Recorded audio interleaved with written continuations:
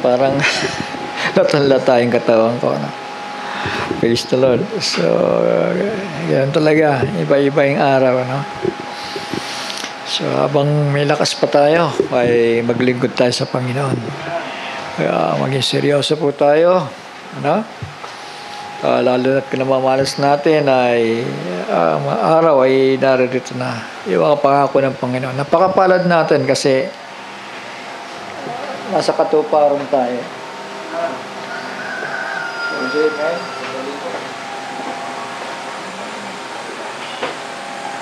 Nasa katuparan tayo ng mga hula.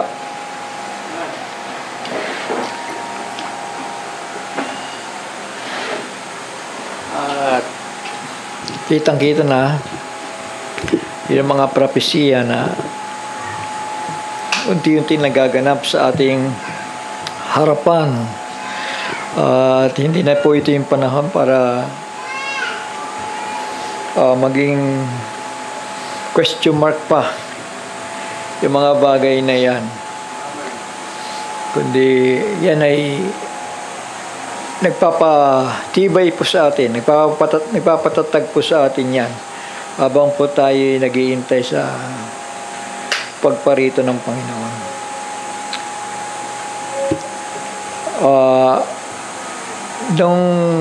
Kung nasundan po ninyo yung mensahe ng nakaraan, ano, yung pinamagatan ko na Judgment of the Great Whore. So nakita po natin na maging itong paghaharing ito ng simbahan sa sangkatauhan ay hindi nagtagal, ano, lahat yan ay lahat ng uri ng kaharian na hindi po umaayon sa kalooban ng Panginoon ay babagsak at babagsak po ito, mga anak. Maski yung bayang Israel na sinasabi po natin na isang bansa na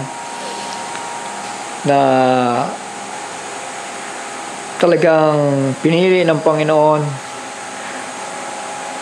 Actually, itong punto lang na ito, sa panahong ito na naisauli sila since 1948 ay dito lang talaga sila pinahintulutan ng Panginoon na talagang maitatag bilang bansa sa isang layunin, ano, na maibabalik yung bayang ito hindi para kanino man kundi para sa Kanya. Amen? Para sa Kanya actually. At sinasabi ng mga tao, minsan nakikita ko yung mga posts, ano, na mga comments na sinasabi nila na talagang walang tatalo sa Israel, ay mananagumpay sila. But actually, kung titignan po natin ang history ng Israel, maraming talo rin, di ba? Napakaraming talo. Dahil yan ang kadahilanan niyan yung mga hari na naghari na hindi po naging mapagpasakop sa Panginoon, ano? Mga sumuway. Kaya sila paket pababa rin ang buhay nila, no? Hindi laging sa taas.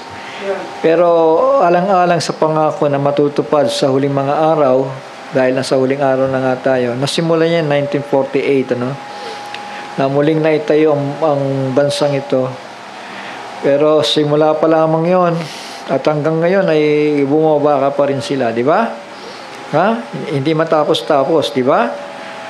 Pero yung dulo niyan, mga anak, yung dulo ng bagay na ito na nangyayari ay mauuwi ang lahat ng kaharian. Mauuwi doon sa hari ng mga hari, ano? Mapapasa kanya ang lahat ng kaharian. Magpapailalim sa kanya. Yun ang kabuuan nun. Tama? Kasi wala nang ibang maghahari pa sa bayang Israel para uupo, para masabing maulit yung nangyari sa panahon ni Solomon o panahon ni David. Wala nang ibang haring uupo doon maliban na sa kanya. Siya lang po ang hinihintay, ano? Sabi sa amen? Siya na lang po ang hinihintay na luluklok. At yun ang pinakakatapusan ng lahat ng mga bagay. So, kanina pa wala akong maisip kung ano yung may bahagi ko, no? Dahil itong inihanda ko ay detalye ko na rin sa inyo ito at madalas. So, punta muna lang tayo dito sa Daniel chapter 9. Daniel chapter 9. So, dito para makita natin ang layunin ng Panginoon. Kung ba't nangyayari ang mga bagay na ito. At isa pa, yung palatandaan na natupad na hula patungkol sa isang papa na ipapanganak sa Amerika. So, nangyari, di ba? Na hinuhula po ng propeta. So, siya po yung, hindi ito, no? Kasi office ang pinag-uusapan natin, kaya ito yung nailagay ko. Opisina ng papacy. So, yun, yung po-player na yun na may kaugnayan sa pagdating din ng isang emperador, no? Pope Leo, siya po ay isang papa. Yung naunang Pope Leo na ginayahan niya ng pangalan, no? Siya po yung nagbasbas sa isang emperador ng Roma, no? Na si Charlemagne. Tama? So, ang ibig ko na sabihin ay mauulit lang yung mga bagay na yon. At yun ang pinaka dulo ng ating pag-iintay. Sige po, manalangin po muna tayo at tingin natin ang gabay ng Panginoon. Ama namin, banal at makapangyarihan sa lahat. Muli salamat sa mga oras na ito, Panginoon, na kami po ay patuloy sa harapan mo na nagnanasa ng mabuting bagay, ng pahayag at ng unawa ng iyong mga salita, sapagkat kami na narito ay nagtitiwala na iingatan mo kami sapagkat mabigat ang mga bagay na mangyayari sa harapan, Panginoon, at ayaw mong iparanas ito sa amin, Amang Banal, na kung kaya't sa pamamagitan ng pahayag na ito na siya magagabay sa amin, tulungan mo kami, Panginoon, na aming maunawaan ang mga bagay habang papalapit ang mga kaganapan na mangyayari sa aming harapan, Panginoon, na magpapahirap sa sangkatauhan. Kaya, Panginoon, ingatan mo po kami, ang aming mga buhay. Huwag mong pabayaan na maging talunan kami sa bawat pagsubok sa buhay na ito, Panginoon. Kundi itayo mo kami at maging mapanampalatayahin sa iyong mga salita, Panginoon. Dahil mayroon kang ginagawa sa aming mga buhay na nais mo na maglinis kami, magbihis ng iyong pahayag, nang sa gayong, Panginoon, ay magiging qualified kami na sa sandaling ang langis o ang revelated oil na ito, Panginoon, ang unawa sa salita mo, ang pahayag sa salita mo, na walang iba siya, ito ang maggagabay sa amin patungo sa iyong mga pangako na magbibigay sa amin ng matibay at matatag na pananampalataya. At sa pamamagitan ng pananampalatayang ito ay magsisitatag din naman kami, Panginoon.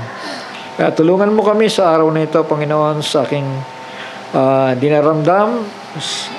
Panginoon, tulungan mo ako na naway sa simpleng kaparaanan ay makumpleto ang bagay nito at magbigay ng unawa sa bawat may pagnanasang makaalam ng mga bagay nito. Minsan pa, Panginoon, sa pangalan ng banal ni Israel, ang aming Panginoon, tagapagligtas na si Yahushua, ang aming Mesaya, ito po ay aming samo at dalangin sa oras na ito. Amen. At amen. Tayo po ay magsabing amen. Purihin ang Panginoon. So matatapos na ang mga bagay na ito. At yan ang dinadalangin ni Daniel sa Panginoon nang sila makaranas ng captivity doon sa hari ng Babylonia, sa emperor ng Babylonia, no? Naging alipin sila at sinakop po sila ng Babylonian Empire na ngayon po ay Iraq, ano? Kaya nga sabi ko sa inyo, hindi ko mo't Israel laging nagtatagumpay. May panahon na pinahintulot ng Panginoon na sila'y masakop o maging talunan. Tama ba? Amen? So, ito'y yung dalangin nga ni Daniel. At sabi niya, sa Daniel chapter 9 verse 17, Now therefore, O our God, hear the prayer of thy servant and his supplications, and cause thy face to shine upon thy sanctuary that is desolate for the Lord's sake. So, ibig sabihin, mga kapatid, talagang giba sila dito. Tama? Sa Tagalog, kaya nga, O aming Diyos, iyong dinggin ang panalangin ng iyong lingkod at ang kanyang mga samo at paliwanagin mo ang iyong mukha sa iyong sanktuaryo na sira.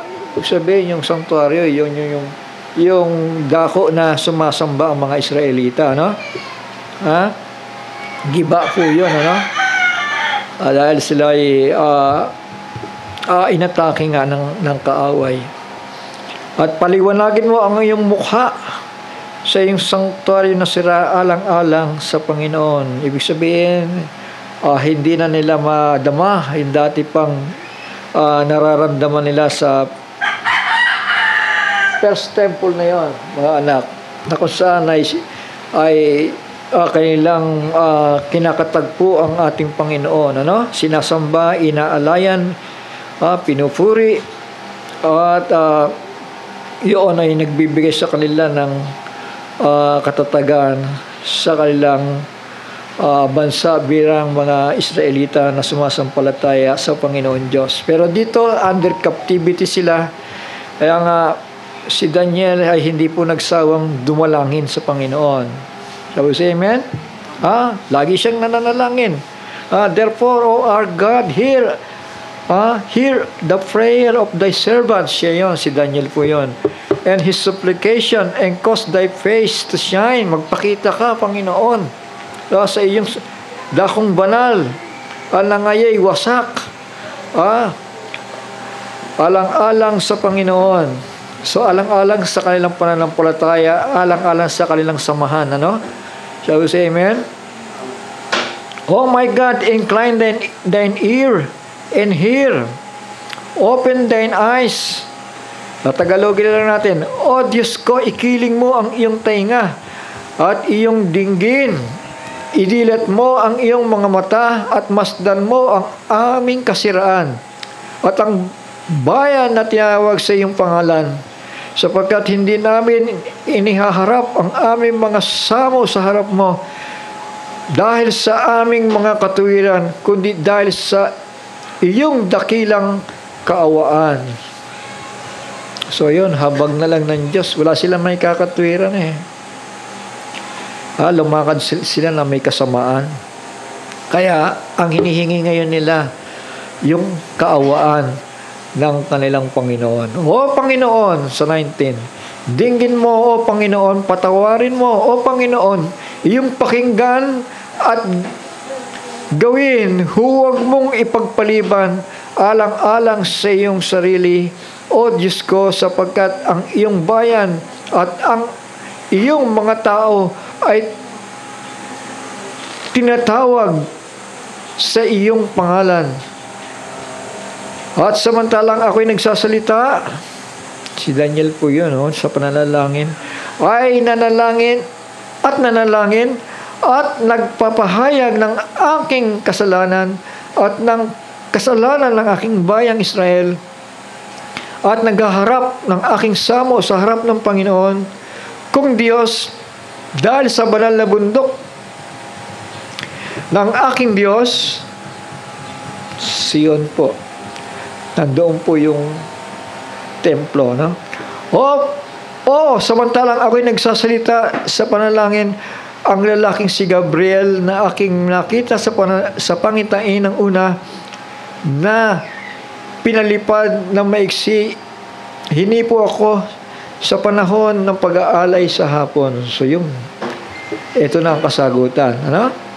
Nandun yung anghel na isinugo ng Panginoon upang magpahayag sa kanyang lingkod na si Daniel na walang sawa sa kanyang paghibig sa Panginoon. Ano? Amen? So, hindi sila nagsasawa na kahit na giba ang lahat, mga kapatid, at sila excelled sa Babylonia, under sila ng kaharian, hindi sila nagsasawang humibig sa Panginoon. At sabi dito sa 22, at kaniya akong tinuruan at nakipagsalitaan sa akin. Si yung anghel. At nagsabi, O Daniel, ako'y lumabas ngayon upang bigyan ka ng karunungan at kaunawaan. Yun, di ba? Napakahalaga nito, di ba? Ha? Sabi si Amen? Kaya wag nating pagpapaliban dahil habang natututo tayo, nagiging marunong tayo, at lumalago tayo. Lumalago yung pagkataong loob natin, nagmamature po tayo sa ating paglakad sa Panginoon. So yan. Sa pasimula ng iyong mga samo ay lumabas ang utos. So ito na. Nag-utos na ang Panginoon, ano? At ako'y naparito upang saysayin sa iyo, sapagkat ikaw ay totoong minahal. Ayun naman pala eh. Shall say amen? Nabagaman si Israel, mga kapatid, yung mga kabigatang dinadanas nila dahil sa kanilang kasalanan, talagang mabigat din magparusa ang Panginoon eh. Shall say amen? Isipin mo, itaboy sila sa kanilang sariling bayan. Ay, yung sumunod sa akin, ito ang parusa ko sa inyo. So, huwag natin danasin yung ganyan bagay, ano?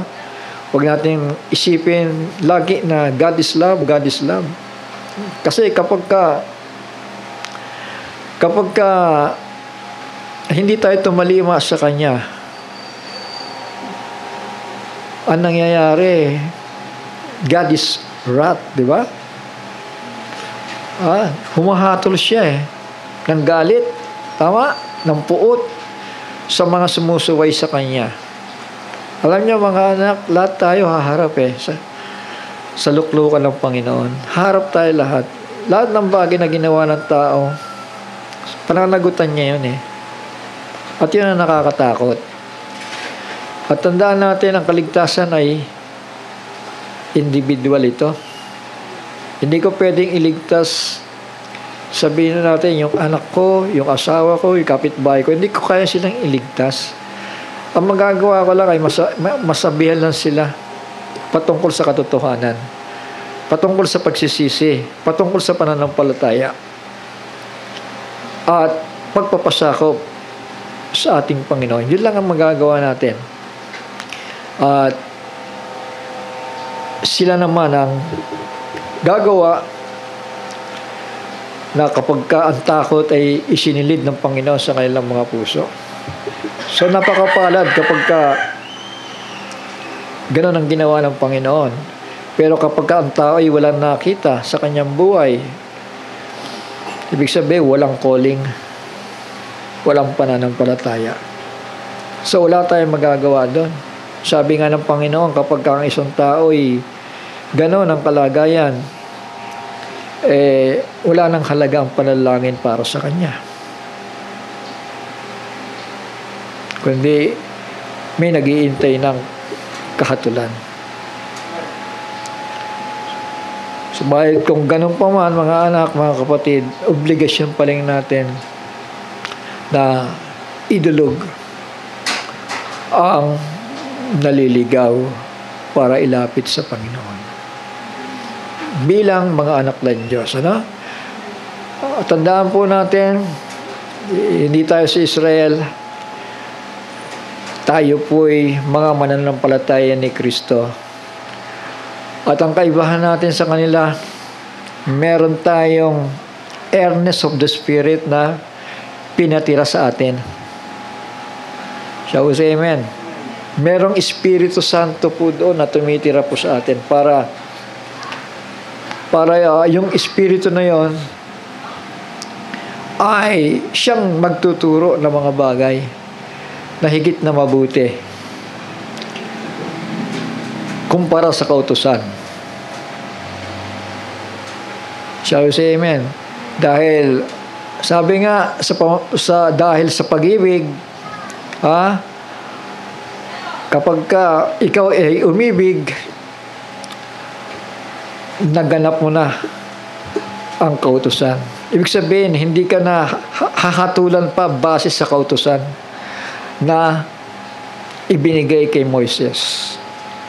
Kundi, ang nasa sayo ay yung kautusan ng buhay kay Kristo Jesus. Yung kautusan ng buhay. Yung nagbibigay ng buhay. Yun ang ipinamumuhay mo. Hindi lang para sa sarili mo, kundi para sa iba na may babahagi mo yung salita ng buhay para sila naman ay maakay. Hindi na po ito yung panahon ng ngipin sa ngipin na kagaya nangyayari kay Israel ngayon, di ba? Ngipin sa ngipin, mata sa mata. Ganun na nangyayari. Patayan, buhay sa buhay.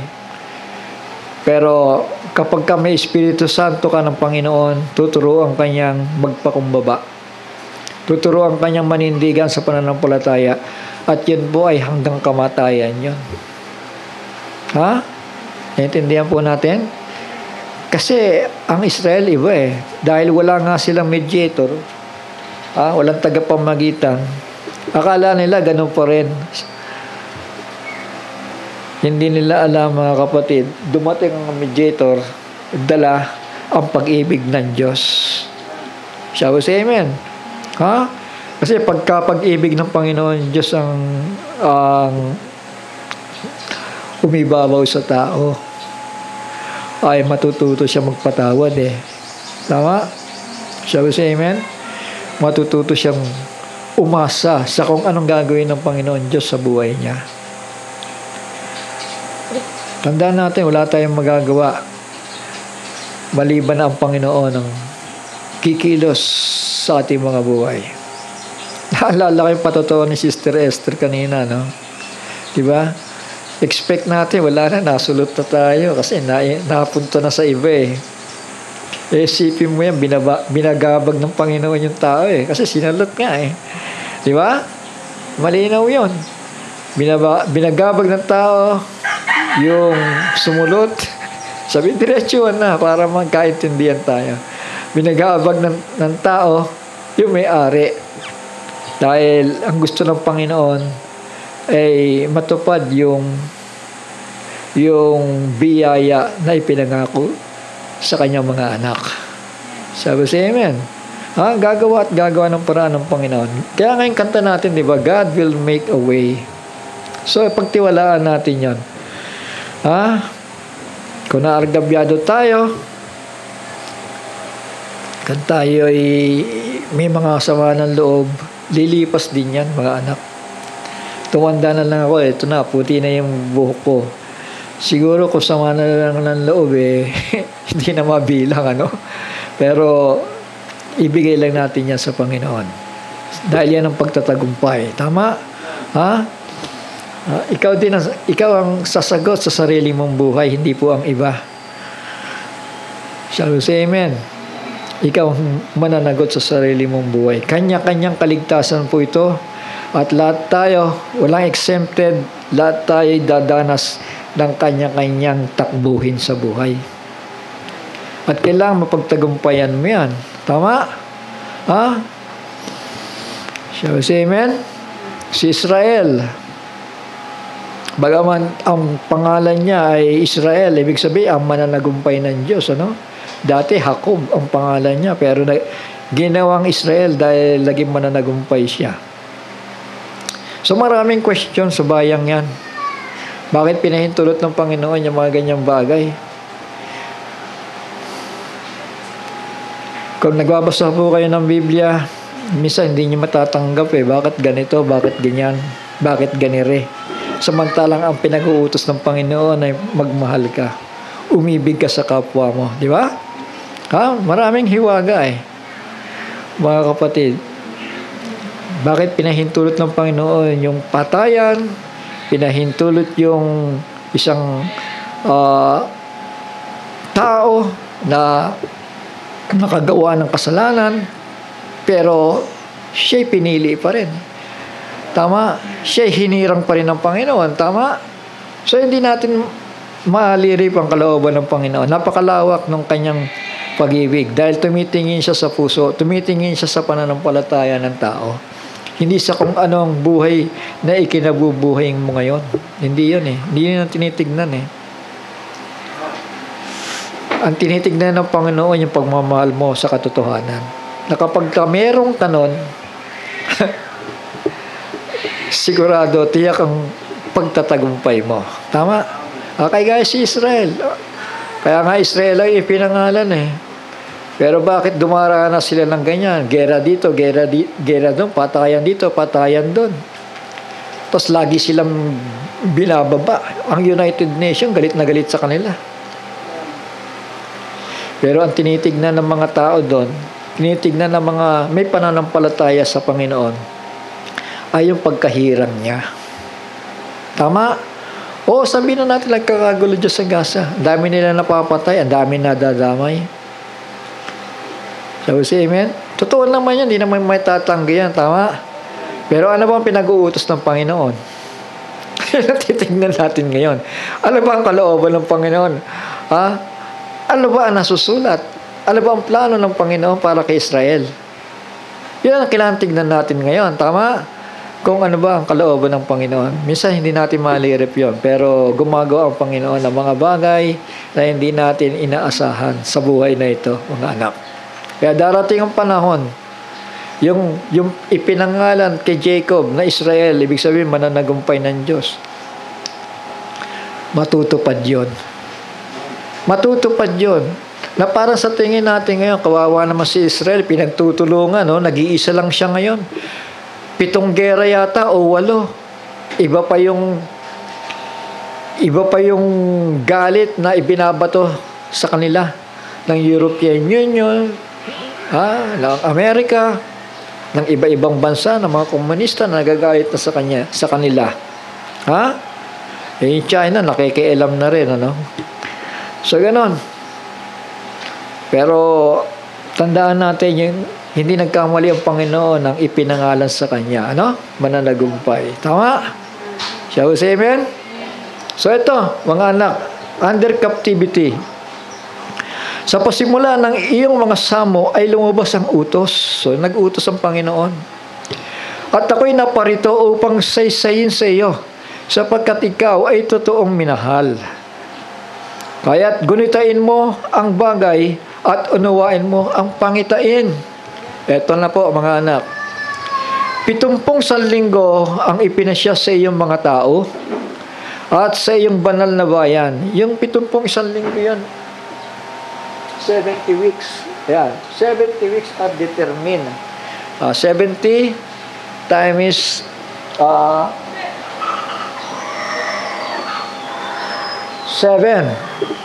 490 years. Tapos 7. Tama ba yung mathematics ko? 70 times 7, 490. So, yan. 70 weeks.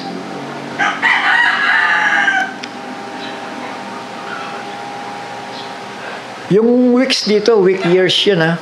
Week years, ano? Hindi literal yun, ano? Week years. 70 sanlinggo ang ipinasya sa iyong mga tao at sa iyong banal na bayan upang tapusin ang pagsalangsang at upang wakasan ang pagkakasala. So, yun, ha? May diling ang Panginoon sa bayang ito. Tandaan ninyo, no? Lumabas ang decree, ginamit yung anghel, ipinaalam kay Daniel.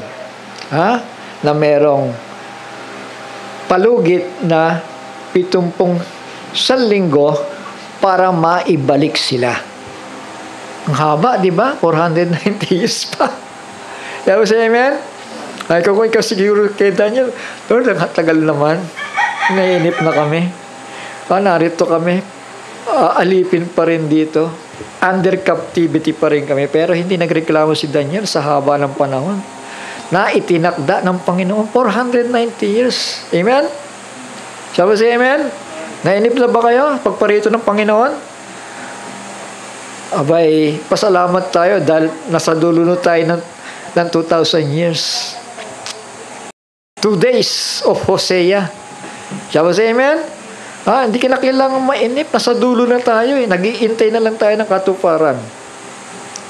So ito, 70 linggo ang ipinasya sa iyong mga tao. Sa English po ito, no? Mas maganda sa English 70 weeks are determined upon thy people, Israel yun, and upon thy holy city, Jerusalem, to finish transgression,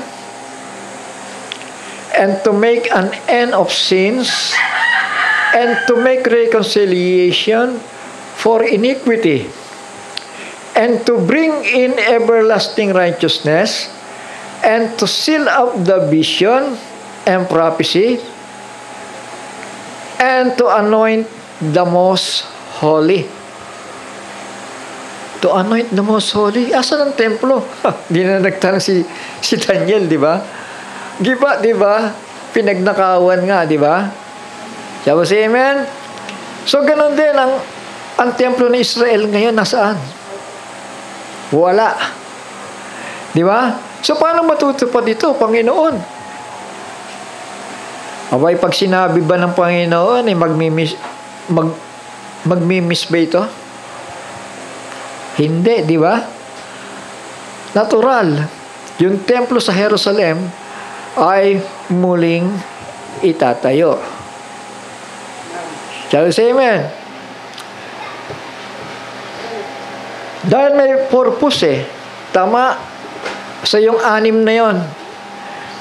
Kasama dyan yung to seal up the vision and prophecy. Ibig sabihin, to seal up the vision and prophecy para matupad. Magka-come to pass yung mga vision na yon at yung prophecy na yon. To seal up the vision. Yun ang ibig sabihin nun. And to anoint the most holy. Sino yun? Yung the most holy place. Shall we say amen? Yung most holy dito, hindi po si Kristo yun kundi yung most holy place. Yun ang huling-huling gagawin ng Panginoon Diyos para maipreserba yung holy temple na yon na itatayo nila sa panahong ito. Dito itatayo. Wala ngayon, di ba? Wala pa. Shall we say amen? Pero anong plano ng mga Hudyo? Muling itayo ang templo. Tama? Naintindihan natin? Napapanood niyo ba yung sinesen namin ni Brother Johnson doon? Yung mga handog, yung mga alay, yung mga preparasyon na ginagawa ng Israel para sa Third Temple? Sana i-update niyo yung mga sarili ninyo. Kasi time is short Makakapagturo lang ako dito, bahagi lang. Pero yung mga sinesend ko doon at ni Brother Johnson doon sa group chat niya, makakatulong sa inyo yun para higit niyong maunawaan ng Biblia, mga anak. Dahil ang requirement ng Panginoon sa panahong ito, hahanapin yung revelated oil di ba?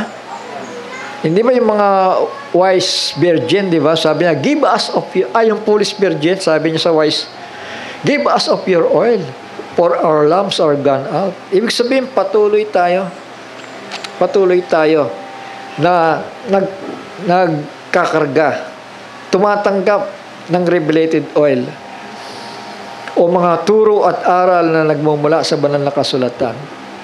Dahil kapag hindi sumapat yung langis na yon, wala tayo naintindihan. In other words, wala tayo naintindihan sa kung ano ba ang plano ng Panginoon.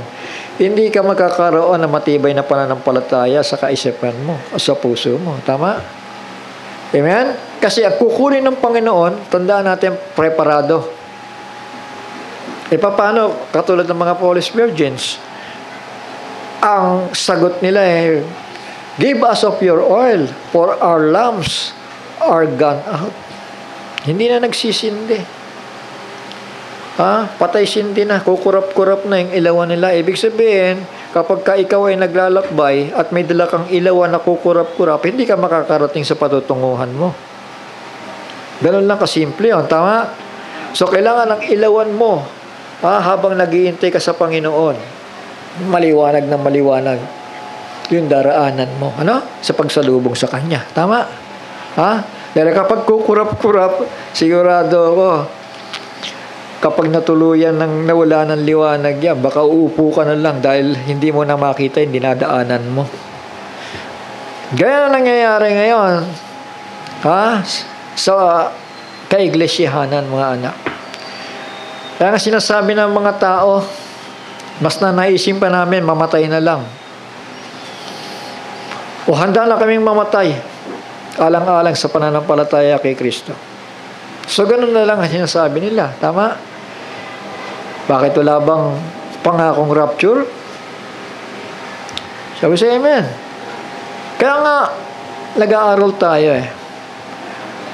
Ang Word of God po ay isang bagay na panlinis ng ating pagkatao. Sabi sa amen. Sabi ng Panginoon, sanctify them by your truth. Linisin mo sila ng iyong katotohanan. Ang salita mo ay katotohanan. So yan, nalilinisan ka. Tama? Sabi sa amen? Hindi mo lang napapansin yan, pero yung binitawang salita ng Panginoon, bawat katotohanan na kinakarga mo sa puso mo, sa kaluluwa mo, sa kaisipan mo, yan ay naglilinis sa'yo. Naglilinis sa'yo. So yan, habang nililinisan ka, diyan ka na ngayon lumalago. Diyan ka na lumalaki bilang isang Kristiyano, bilang isang mananampalataya. Dahil ang isa lamang kadahilanan ng paglago at paglaki ay yung maka-absorb ka ng pagkaing makatotohanan. At kailangan natin ngayon yung pagkaing napapanahon. Hindi na yung pagkaing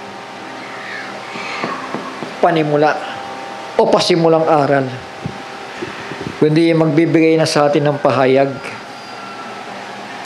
o makaunawa tayo sa aklat ng pahayag ng Panginoon para magabayan tayo. Shall we say amen? So habang tinitignan po natin ang nangyayari ngayon, nagpapalakas sa atin yan, di ba? Nagbibigay sa atin ng pag-asa. Hindi tayo nalulungkot. Temo na, eto na, ang maatake na ang Chino. Eto na, ang mga komunista, eto na, si Israel, ginigiba na. Ginigera na ng Amerika, ginigera na ng European. Hindi tayo mangamba sa mga bagay na yan, tama? Dahil may pagtitiwala tayo sa salita ng Diyos. Miski nangyari sa Gaza na yan, na sinisikap ng karamihan sa miyembro ng United Nations na itigil na yan. Pero kukunin at kukunin yan ng mga Israelita. Tawag sa amen? At ipapahintulot ang isang madugong digmaan, Israel laban sa mga Muslims. Ipapahintulot ng Panginoon yon. Para ano? Para maitayo ang pangatlong templo. Tawag sa amen? Amen. Na pinag-aawayan kasi yung lugar na yan ng Muslim at ng Israel tama? So, papayag ba sila na sige, tayuan nyo na lang? Hindi ganun hindi ganun kadali, di ba? Dahil ang pinag-uusapan ng kaguluhan niya sa Israel ay hindi dahil sa lupa, kundi dahil sa pananampalataya yan. Tama? May pagkakaiba silang pananampalataya. Sabi say amen. The same place na kung saan si Muhammad ay umakyat daw sa langit at bumaba. The same place na pinag-alayan ni Abraham kay Isaac at hindi natuloy yon. Yung lugar na yon na pinagtayuan ng templo. Ang tanong, sino ba magmamay-ari nito? Sino ba ang kokontrol dito? Alam natin, yung third temple na yan ay para makontrol ni Israel yan. Tama? Amen? Dahil ang Israelita ngayon ay kalahati Yung kalahati niya, politika. Yung kalahati niya ay spiritual. Naintindihan ba natin? Kaya minsan maguguluhan kayo sa mga balita. Ano bang plano? Ang kailangan lang, bumalik tayo sa salita ng Diyos para maintindihan natin kung ano talaga ang plano. Kung ano mangyayari. Shall we say amen? Dahil may hangin paiba-iba ng kaisipan yung mga tao na yan Tama ba? Amen. Tingnan niyo si Trump. Primero sabi niya, sasakupin na yung kabuuan na yan at palalayasin na yung mga gasons na yan. Ililipat nila sa ibang lugar. Pero hindi nangyari. Tinurn over niya ngayon kay Israel. Tama? Shall we say amen? Dahil ayaw niya, napupunta siya sa Saudi, pag-initan siya ng mga Arabo. Tama? Amen? So, bahala ka na dyan. So, lahat ng sisi ngayon na kay Israel. Para ano? Para matupad ang kasulatan. Tama? Kayo'y kapopuotan ng lahat ng mga bansa. Kasi ma-misinterpret si Israel bakit mo pinagpapatay? Bata matanda. Hindi. Ang ginagawa pa ng mga Hamas na yan nagtatago talaga di ba? Ginagawang cover yung mga tao. Ito na mga tao na ito. Ngayon, bakit hindi sila gumawa ng paraan? Bakit hindi sila lumaban para matigil na yung Hamas na yan? Dahil yun ang nagpapahirap sa kanila, hindi si Israel mismo.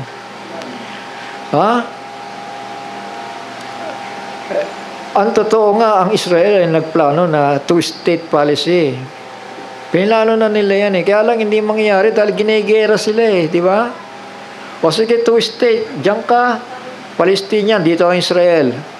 Pero hindi mangyayari kasi kapag ka nakaka-recover, nakaka-establish ang Palestine, ginegera sila Gusto mawala ang isa sa kanila. Tama? Kaya ngayon, buo ang kaisipan ni Israel ngayon na lahat ng kaaway o aaway sa kanila para matupad lang ang kasulatan. Alam nila, nagbabasa sila ng Biblia tama? Amen? Alam nila yan. So ito, balik tayo sa Daniel. Yung talastasin, sa English na lang Know therefore and understand that from the going forth of the commandment to restore and to build Jerusalem unto the Messiah the Prince shall be 7 weeks. And 62 weeks the street shall be built again, and the wall even in troublous times. So naitayo ba yung pangalawang templo? Naitayo di ba? Amen? Unto the Messiah the Prince. Ito yun. Tignan nyo to. Amen, di ba? So after 7 weeks, ayan. And 62 weeks, para sa kanya yun Tama? Ang problema, instead na tanggapin ito ng mga Hudyo, ipinapako sa krus. Naintindihan natin? Kailan yun? After 7 and 69 weeks. the Messiah will be cut off. So, say amen. Naipako siya after 69 weeks.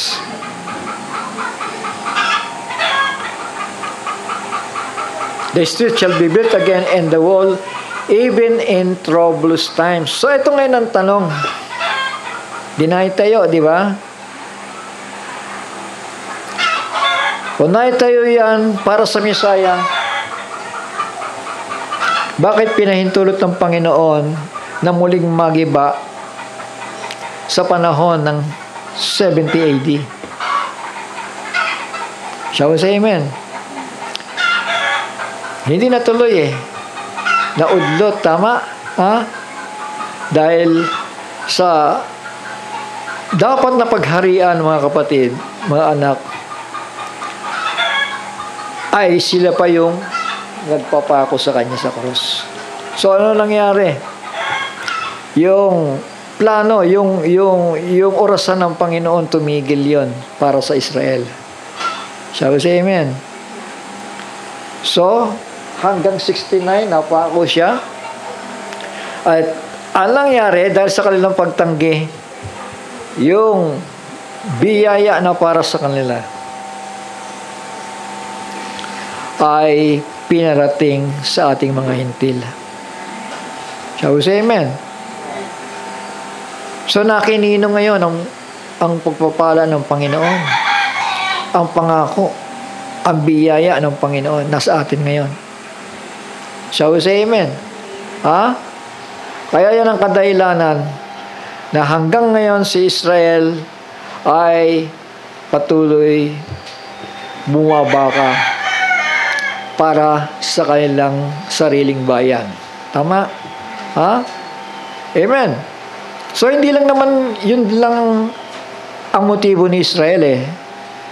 Tama? Hindi lang naman para maging matibay na bansa sila. Hindi lang naman yun eh. Kundi, naniniwala rin sila na darating ang kanilang Messiah, ang kanilang tagapagligtas. Tama? Para pagharian sila. Ayon nga dito sa mga hula ni Daniel. Shall we say amen? So, ano nangyari? Dumating ang panahon na muling nagiba ang templo. 70 AD. So, paano natupad ang pangako kay Daniel? Hindi natuloy, di ba? Amen? Naudlot at napunta sa atin, mga kapatid.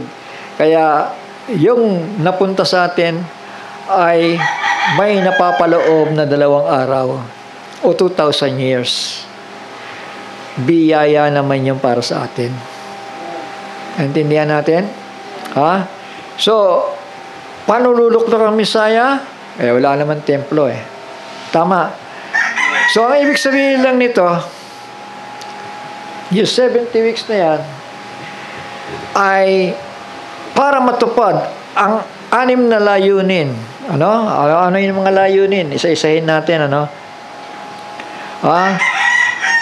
70 weeks are determined upon thy people and upon thy holy city to finish transgression. Tatapusin ang pagsalangsang eh. To make an end of sins. Isipin mo yun, tatapusin ang kasalanan, di ba? Yan ba matutupad kapag ang isang tao ay lumuklok? Hindi yan matutupad, tama?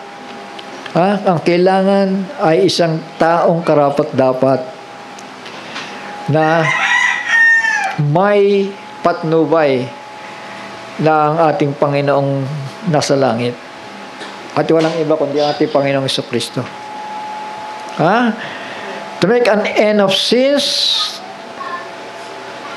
to make reconciliation for iniquity, and to bring in everlasting righteousness, and to seal up the vision, and to anoint the most holy. So, to anoint the most holy, at yung tukoy dito, mga anak, dahil yung mga hula na yan, papunta na dito eh. Tama? Shall we say amen? At si Kristo, hindi mo na kailangan pahiran, dahil dito pa lang, anointed one na siya ng Ama. Amen po ba? Dito pa lang, nakatahan na ang Diyos sa kanya. Shall we say amen? So, the most holy ay yung holy place na babantayan ng banal na Espiritu at walang sino man makakapasok doon hanggang sa matapos ang mga bagay dito sa Great Tribulation. Naintindihan natin? So hindi papahintulot.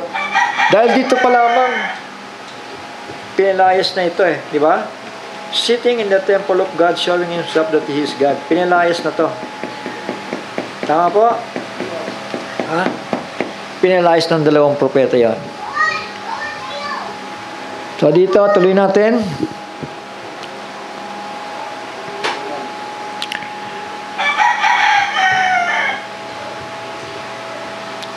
So yung after crucifixion ni Kristo, tandaan natin 69 weeks, or 469 weeks or 483 years. Ito. Eksakto po yun, walang labis, walang kulang. Tama? So, para matupad po yung 490 years, meron pang ilan? 7 taon. Tama? 7 taon pa.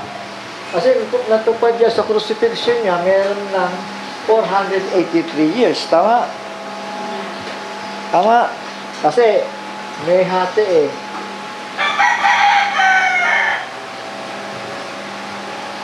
Ayan.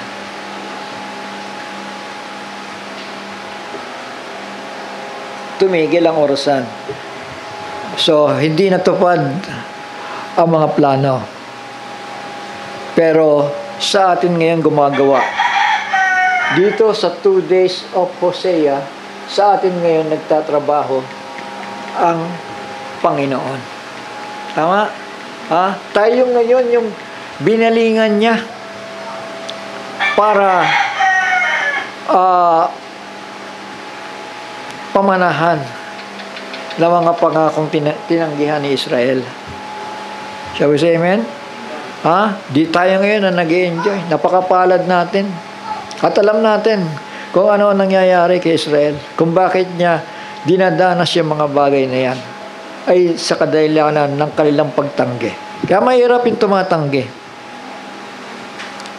Tandaan natin, kung itong mga pahayag ng Panginoon na ibinibigay sa atin at yung continuity message, yung patuloy na liwanag, matapos kang maliwanagan ay babaliwalain mo. Tandaan natin, hindi biro yung 5 months tormention na yan. Parusa yan sa magbabaliwala. Amen. Nakakatakot. Nakakatakot yan. Pahihirapan ng dyablo ang sino mang maiiwanan sa rapture. Kaya nga tinawag yun the Great Tribulation Tama? The Great Tribulation period. Tuloy natin. Tingnan nyo ito. After 62 weeks shall Messiah be cut off. Ayan, napatay siya. But not for himself. Hindi para sa kanyang sarili lamang, kundi para sa ating kaligtasan yan. And the people of the prince that shall come shall destroy the city and the sanctuary. Ito na yung second temple, giniba na uli. Shall we say amen? 70 AD yan. Ng Romans. Romans naman, hindi ng Babylonia, And the end thereof shall be with bloodbath. And unto the end of the war, desolations are determined. So yun po, wasak si Israel at ipinangalat sa lahat ng bansa. At wala na. Naging hanggang sa dumating sa punto na ito ay tinawag na Palestinian, Shall we say amen? Kaya ang akala ng mga tao, hanggang doon lang ang tinitignan ng mga tao di ba? Hindi naman kanila yan Oo. Hindi nila alam, pinalayas lang sila doon. Tama? Pero sila talaga nagmamay-ari. Sabi sa amen. Ibinigay nga yan eh. Yan nga yung lupang pangako eh, kay Israel eh, kay Jacob. Kapag ka ang Panginoon po na inangako eh, hindi mo na kayang baliin, ano? Amen? Kahit ano pa man ang mangyari, dumaan ang daan-daan, libong taon, sabihin mo na lang, mananatili pa rin yung kanyang pangako. Tama? Amen? Sabi po dito, and the people of the prince, yung prinsipe ng Romans, that shall come shall destroy the city, yung second temple. The city, hindi lang city, pati yung sanctuaryo, yung templo, gibayon. And the end thereof shall be with a flood, and unto the end of the war, desolations are determined. So ito, dahil 2,000 years po yun, 2,000 years, alam natin, sa 2,000 years na yan ay napakaraming nangyari, ano?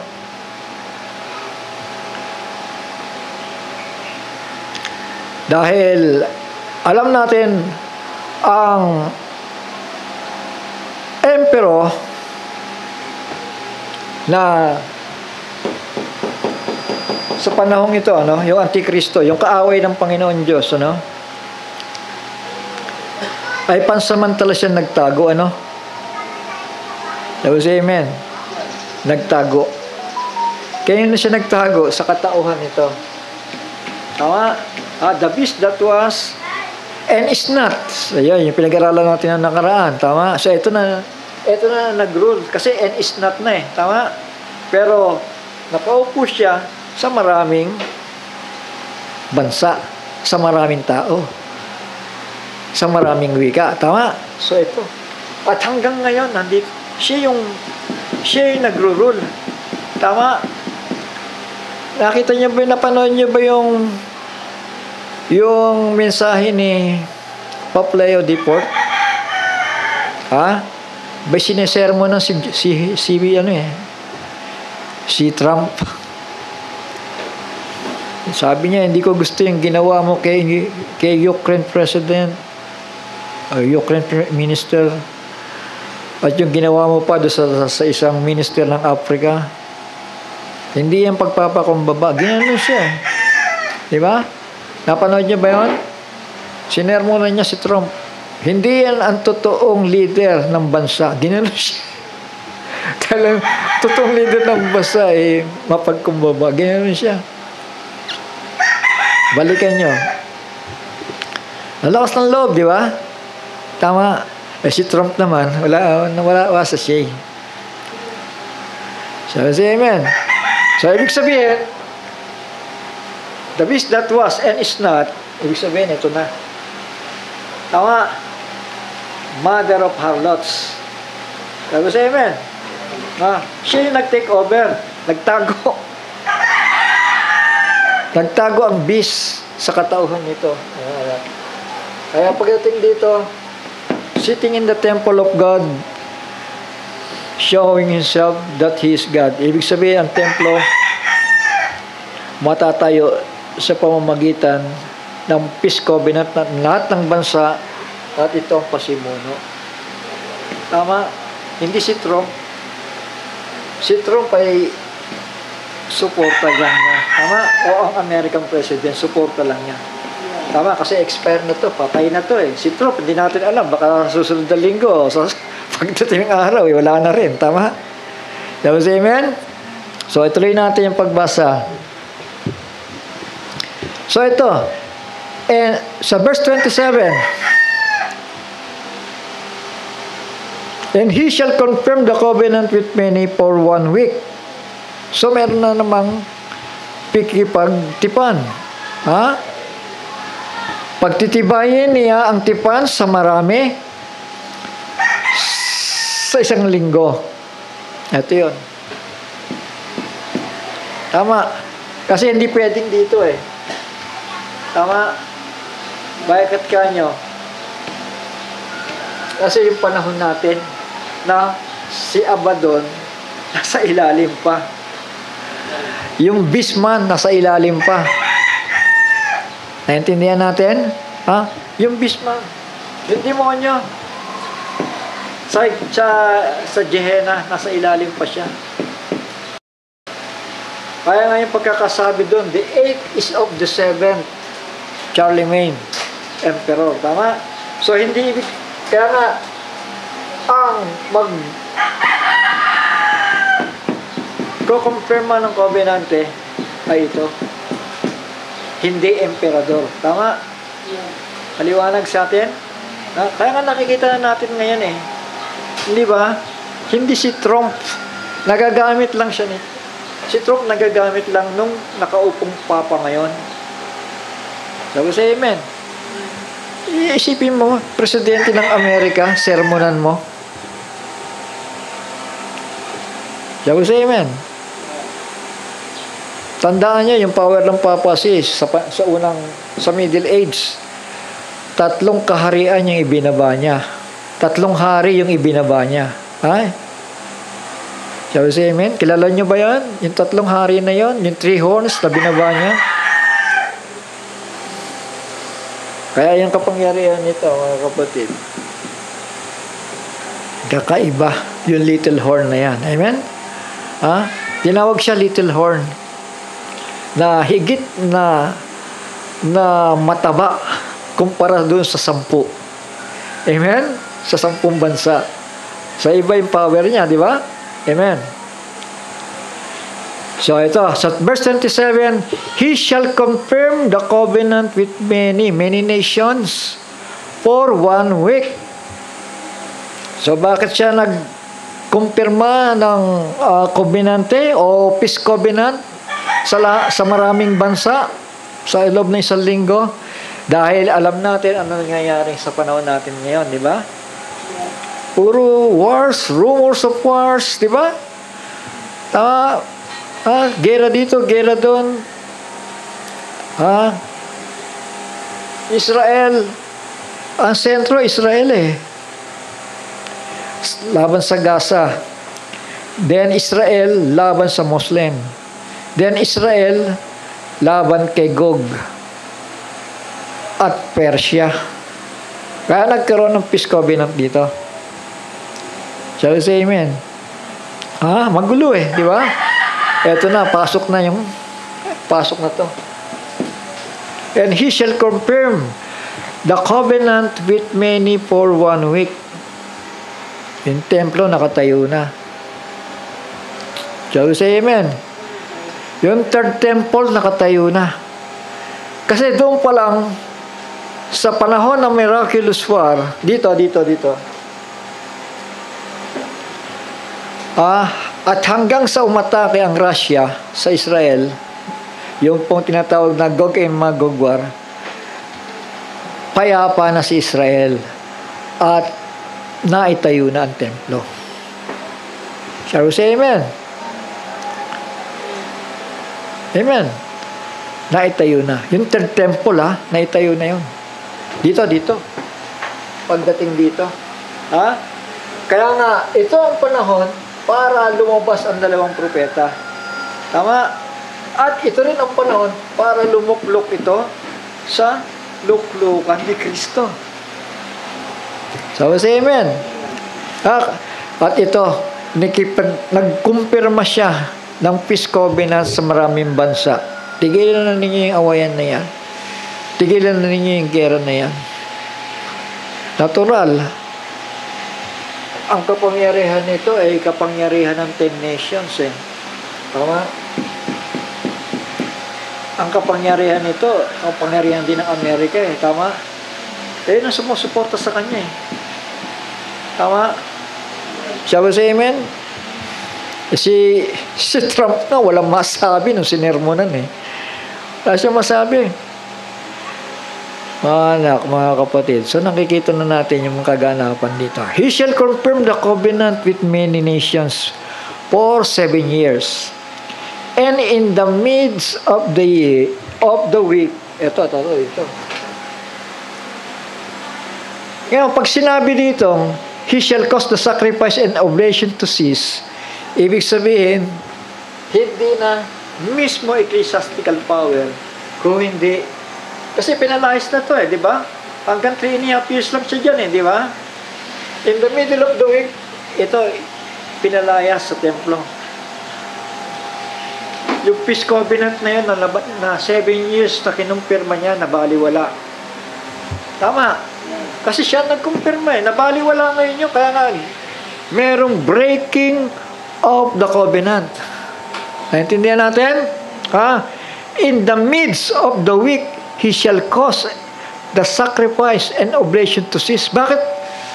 Anong karapatan niya ang patigilin sa Israel sa kanilang pag-aalay at sa kanilang mga ritual? Anong kapangyarihan niya? Dahil nandun siya nakaluklok sa Jerusalem tama? Amen? Pinatigil niya yun dahil sa dalawang ito na sumusumbat sa kanya. Tama? Sinusumbatan siya at pinalalayas siya. Papatayin nga yung mga bulang propeta doon sa Israel pagdating ng araw. Pag lumitaw ito, grabe ang kapangyarihan niyan, mga anak. Moses, Elijah. Kahit sino pa yan, nakaluklok sa templo na yan, kayang-kayang palayasin yan. Tama? Amen? You shall cause the sacrifice and oblation to cease. Ayun ang nangyari. Ang gumawa nito, mga anak, yung paglabas na nito sa power. Paglabas na ni Abaddon. Tama? Na nag-take over. Shall we say amen? Nag-take over ng power ng papacy. The 8 is of the 7. Ito na, the 8. Ito, tandaan natin ang mga bansak sa kanya, little horn, mother of harlots. Yun ang bansak sa kanya. Tama? Pero yung 8 kings nalilitaw dito, magte-take over dito. Yung beastman, dala ang kapangyarihan ni Satanas. So we say amen. He shall confirm the covenant with many for 1 week. Ulitin ko lang. And in the midst of the week, he shall cause the sacrifice and oblation to cease. Sino yan? Si Abaddon. Shall we say amen? Tigil na yan. Sige na. Wala nang kobenante ngayon. Patayan na. Girahin si Israel. Ayan na. Ito na. Zechariah chapter 13, 14. Girahin si Israel. Patayin ang dalawang propeta. Girahin si Israel. Patayin ang mga mamang na dalaga. Yan ang sunod-sunod na pangyayari. Patayin ang sinamang hindi magpapasako. Yun ang order ngayon ni Abaddon. Puro kill. Pati yung simbahan, binomba niya, yung Vatican. Shall we say amen? Amen. And for the overspreading of abominations, he shall make it desolate, even until the consummation, and that determined shall be part upon the desolate. Sa pagkakatagalog ito, pagtitibayin niya ang tipan sa marami, sa papasiyan, sa isang linggo, so peace covenant, at sa kalahati ng linggo, may magbabago, ay kanyang ipatitigil ang hain at ang hari. Natural. Yung beastman at yung false prophet nandun pa rin tama?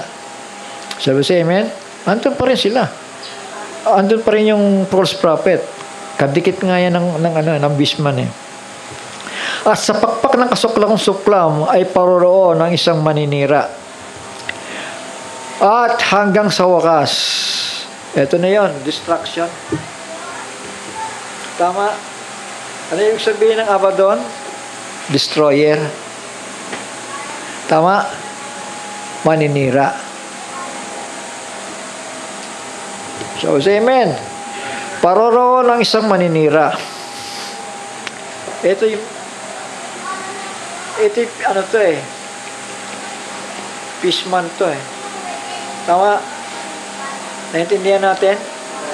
Fishman. Ngayon, papalit sa kanya yung maninira. At sa pakpak ng mga kasuklam-suklam ay paroroon ng isang maninira. At hanggang sa wakas, at pagkapasya ay mabubuhos ang puot sa maninira. So, ang pagbubuhusan, mga kapatid, ito, kasama ito si Abaddon. Kasama rin siya.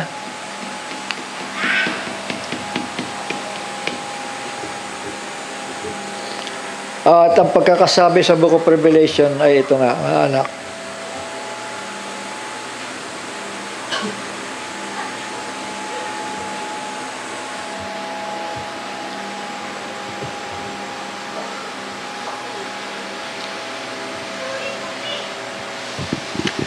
Ito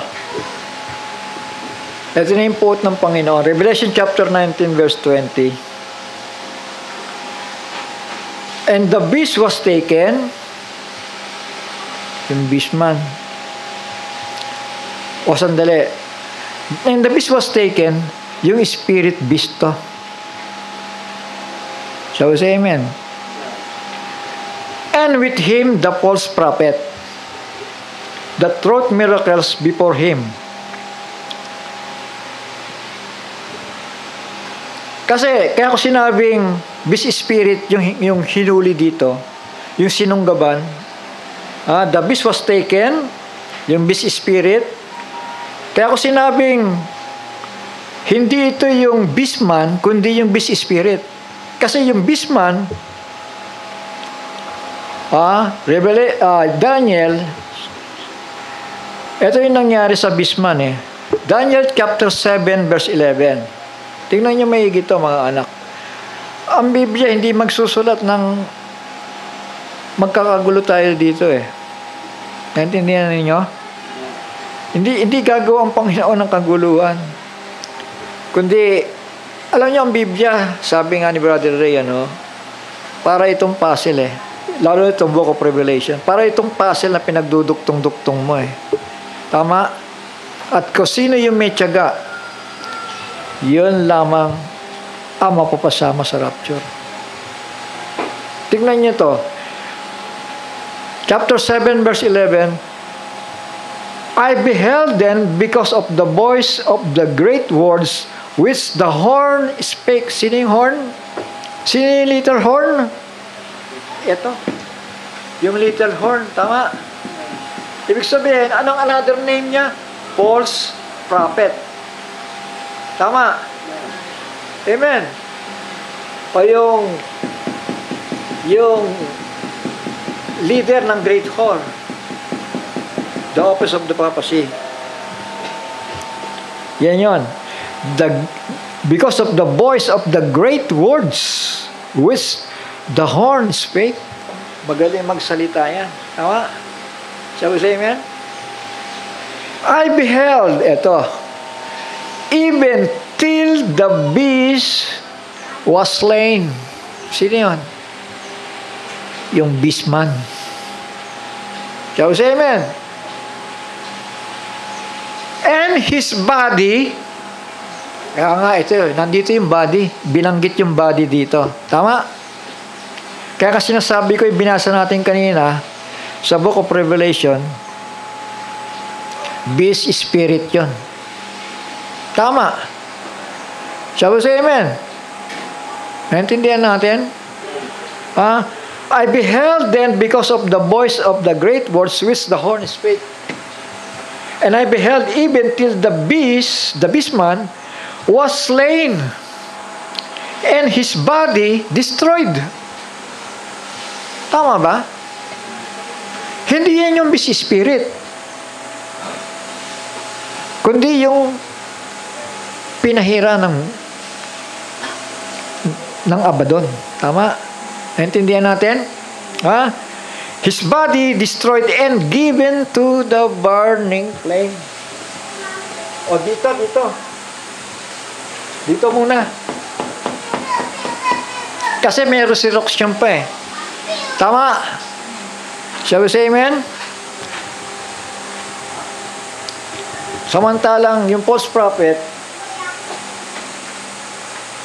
at yung beast spirit, didiretso doon. Tingnan nyo.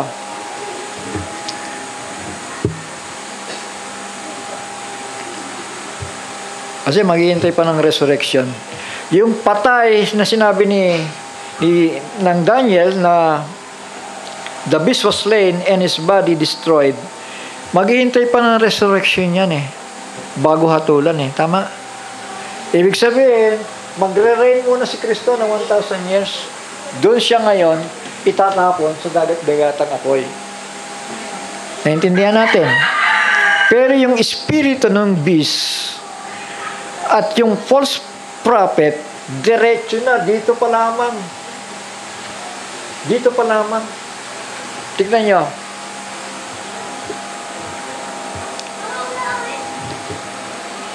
Revelation chapter 19 verse 20. Ito na, yung pagbaba ng Panginoon, ano? And the beast was taken, beast spirit, and with him the false prophet that wrought miracles before him,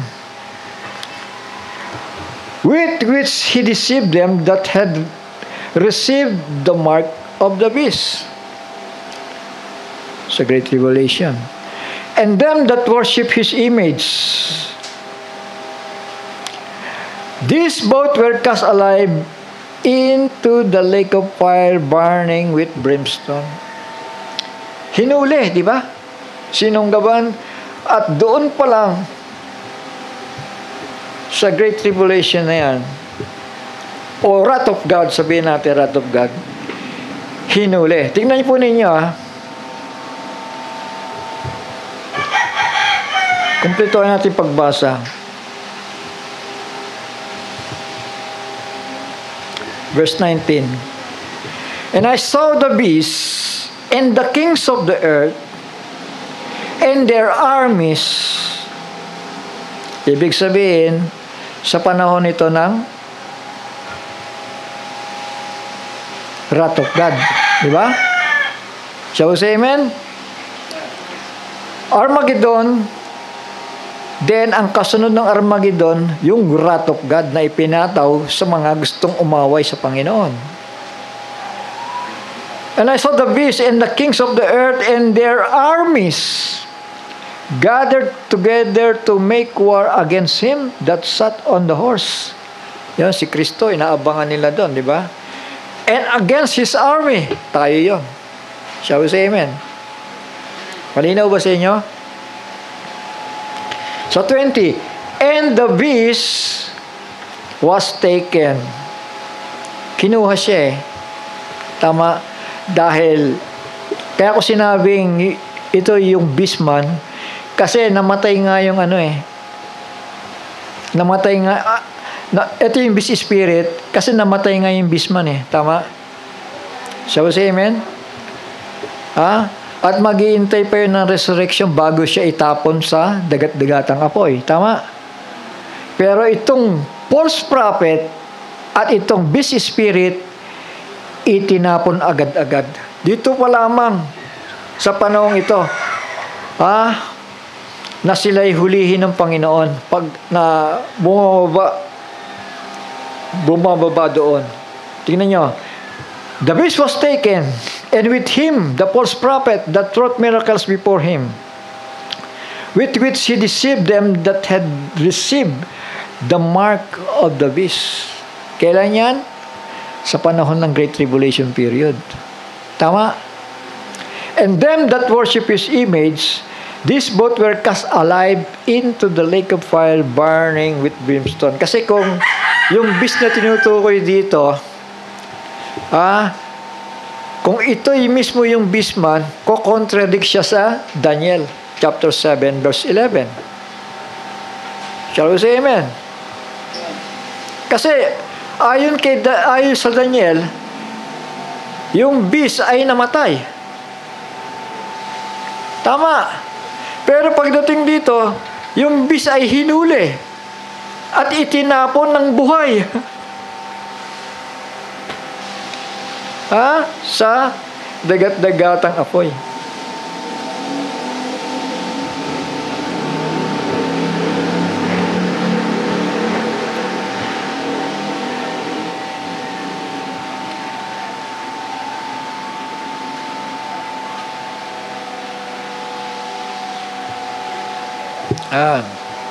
Tama. Tatagalogin ko At sinunggaban ang hayop. Yung espiritong umahon sa kalaliman, At kasama niya ang bulaang propeta na gumawa ng mga tanda sa harapan nito, na siyang ipinangdaya sa mga nagsitanggap ng tanda ng hayop at sa mga sumamba sa larawan nito. So you see, ito pa isa, hayop. Sino yung hayop? Europe. Tama. Sabi sa amen. At yung isa pa, may binanggit dito. At sa mga sumamba sa larawan. So iba yung hayop at yung larawan ng hayop. Tama. Ang hayop ay walang iba ang European. Ang image of the beast o yung larawan ng beast, walang iba kundi ang Amerika at ang Canada. At sabi, ang dalawang ito, ilan? Tatlo ba? Isa o dalawa? Dalawa di ba? At ang dalawang ito ay inihagis na buhay sa dagat-dagatang apoy na nagliliyab sa asupre. So pag sinabing buhay, hindi ito yung flesh of the beast. Of the beast man, tama? Kundi ito yung spirit of the beast, tama? Amen? Dahil namatay sabi ni Daniel Tama ba? Ulitin natin yung pagbasa kay Daniel.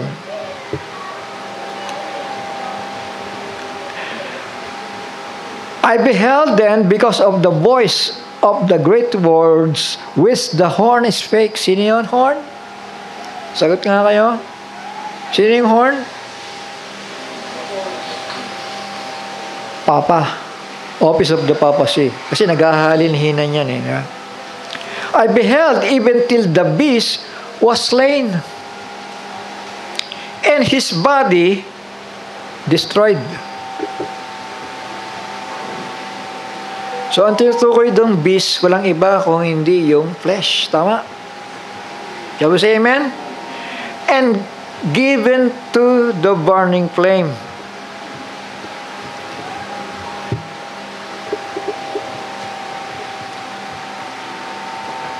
Yan. Tandaan natin yung beast man, kailangan pa niyang ma-resurrect sa pangalawang pagkabuhay na muli. Pero sabi ng Book of Revelation,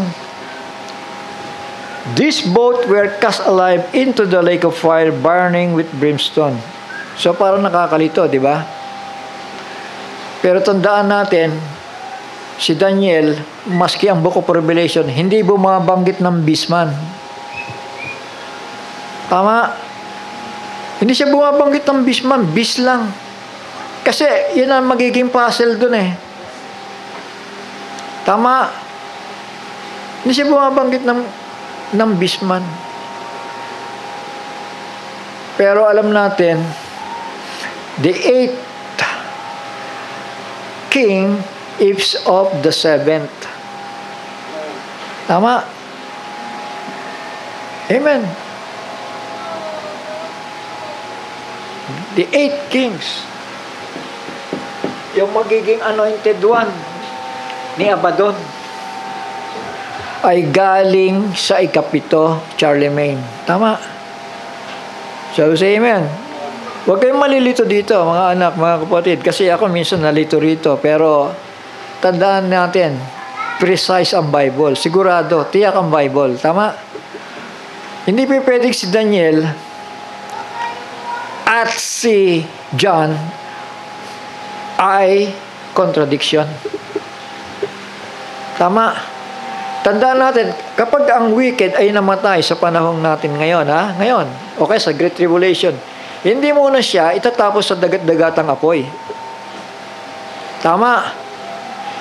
Kailangan muna niyang hintayin ng 1,000 taon bago siya itapon doon. Tama. Pero ang pagkakasabi sa false prophet, itinapon siyang buhay. Tama.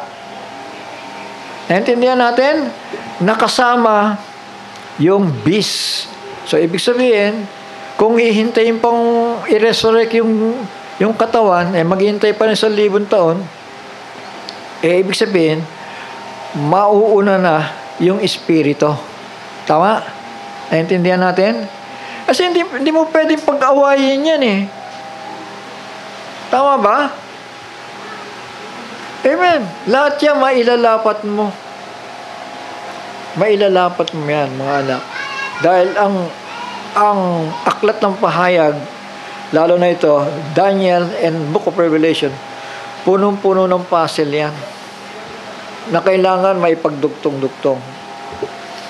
Ngayon, kung may tiyaga ka, tutulungan ka ng Panginoon. Tama? Pero kung wala ka ng tiyaga, kagaya ng mga grupo na yan, Brad, huwag natin pag-aralan yan. Masyadong allegoric yan. Walang tiyaga. Tama? Na iniisip na nagkamali ang Biblia. Ganun lang nakasimple yun di ba? Sabi sa amen? Tandaan natin, kung may beast man, mayroong beast spirit. Kung may dragon, meron din siyang anointed one. Tama? Amen. Eto, sigurado na tayo dito. Yan ang false prophet.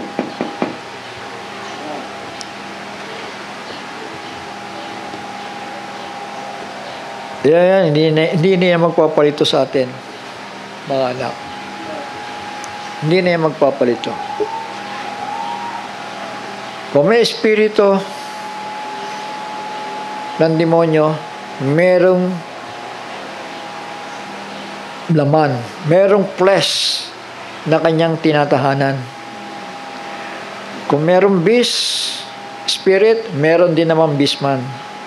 Alam mo, ito yung terminolohiya na nabanggit ni Brother Jackson, nung binabasa ko yung kanyang mga turo. Doon nagbukas Sabi ko, may beastman pala. Iba pa pala yung beast spirit. Tama? Iba rin yung beast system. Kailangan makita natin yun Kailangan maunawaan natin yun. Dahil ang Biblia, pinag-iisipan tao para magpakumbaba ka. Kung hindi mo maintindihan yan, magtanong ka doon sa sumulat niyan. Tama? Amen. Hindi natin maintindihan yan. Hindi yan itinuturo sa Bible School. Wag na natin pag-aralan yan. Hindi ganon. Kasi kapag ganon ang iniisip ng tao, kulang yan sa pananampalataya. Naintindihan po natin? Maliwanag po ang Biblia. Parang ganito lang yan Di ba sabi ng Panginoong Jesucristo, baptizing them in the name of the Father, in the name of the Son, and in the name of the Holy Spirit.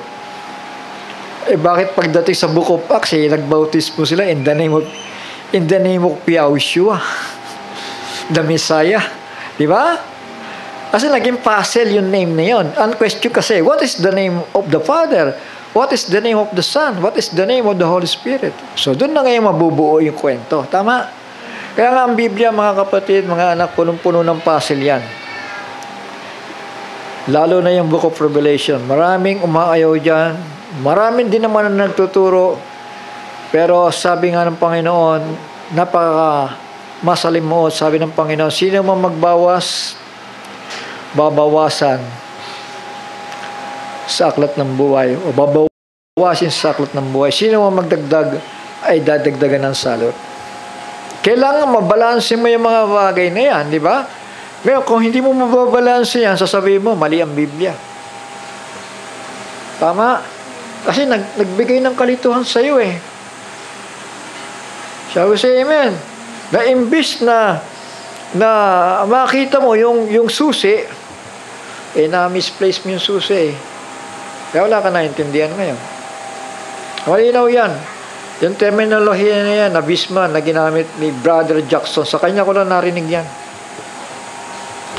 Sabi ko, may bis pala, may bisman.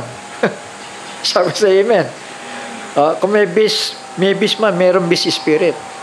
Yun ang malinaw doon, mga anak. Mga kapatid,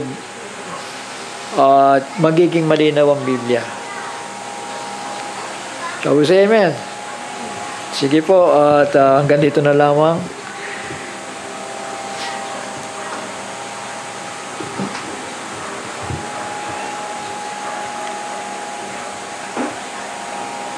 So, isa pang patunay, sandali, no? Isang talata na lang, ano?